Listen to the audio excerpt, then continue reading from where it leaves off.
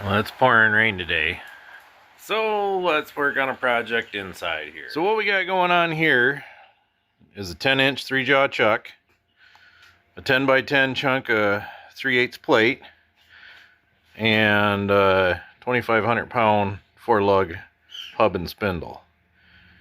And I'm gonna make this into a bracket so I can hold my aluminum wheels so I can polish them without having to stoop over. So I got the spindle chucked up in the lathe here. I guess we're gonna try and find center.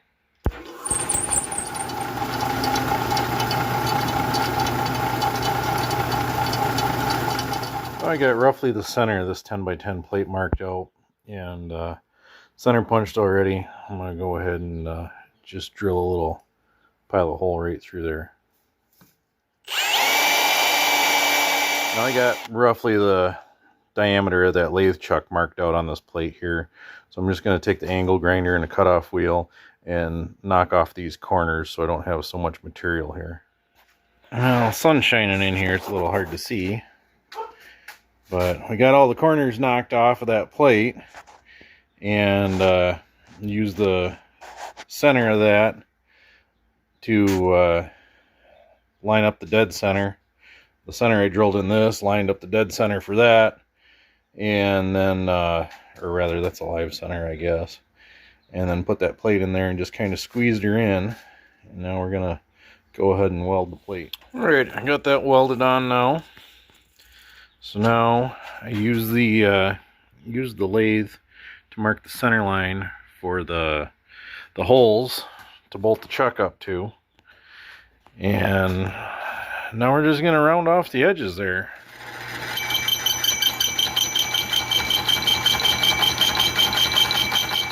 Alright, we got that turned down and have our line here that I scribed for the diameter of the bolt holes in the 3-jaw chuck there. And you can see there's the bolt holes there. There's 3 of them. And so to divide this into thirds, we go and put a center line directly through the center of the piece.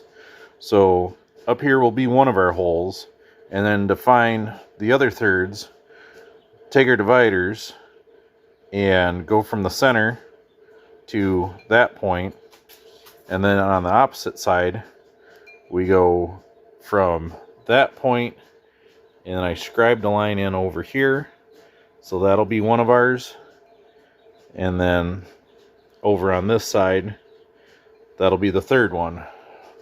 So point there, point here, point here. Got to center punch those and drill those out now. Well, somewhere along the line I forgot to hit record a whole bunch of times. So let's get you up to speed with what went on. Got our holes poked in this plate and got it bolted to the 3-jaw chuck now. Had this chunk of 1/4 inch laying around. 1/4 inch? 3/16. I think it's quarter. Either way, poked a bunch of holes in this, and this is for the hub for this spindle. And then I had this chunk of scrap laying around. This is going to be our base. So going to wind up welding this to that and putting a couple braces on it.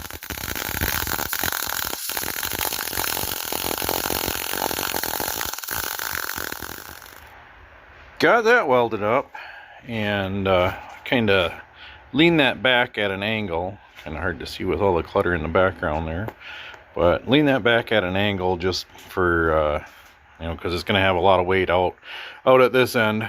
So trying to whatever support it, engineer it. I don't know what I'm doing here. Now I'm going to put a brace from up here down to these back corners here to support that even more.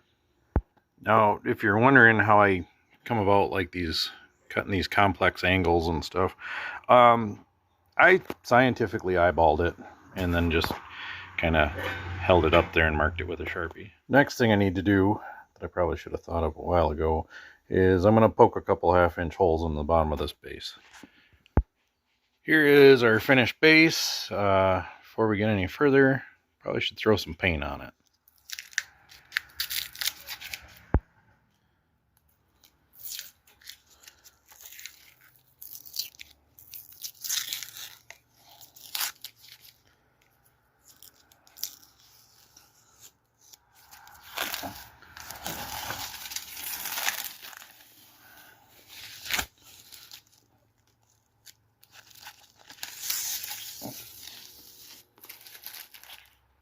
Now that those pieces are painted, let's go ahead and we're going to pack these bearings full of grease and get that hub assembled.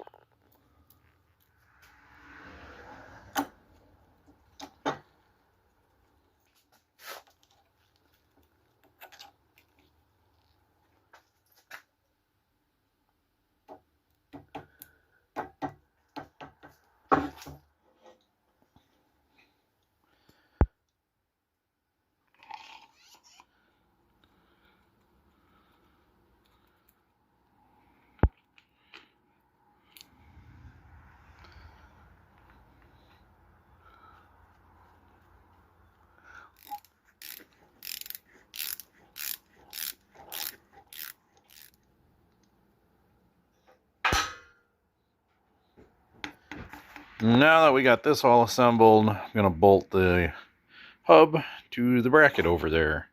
And we're just going to use the lug nuts, but normally the lug nuts would go taper side towards the wheel. We're just going to use them flat side like that, put a couple washers on them.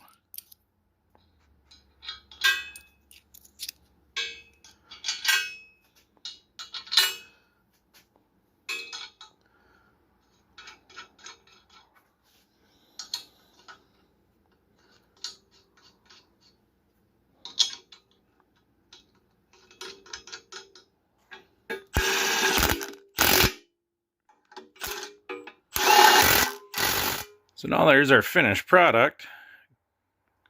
Got to be a little careful with it until it's bolted down, because it's a bit nose heavy there with that big chuck hanging off the front. Well, here is the final outcome. As we catch her in the fading sun. I had to poke another hole in the back of the bucket there. This front hole just uses one of the holes for a cutting edge. And got her mounted on the tractor. So the idea is I'm getting old and having a hard time lifting heavy things. So mounted in the bucket here, I can polish wheels that have tires on them. I can just bring it down to the level I need, put the wheel on, chuck it up, so I could lift up whatever I'm working on and rest the bucket on a good sturdy stand there and have it at a comfortable working height.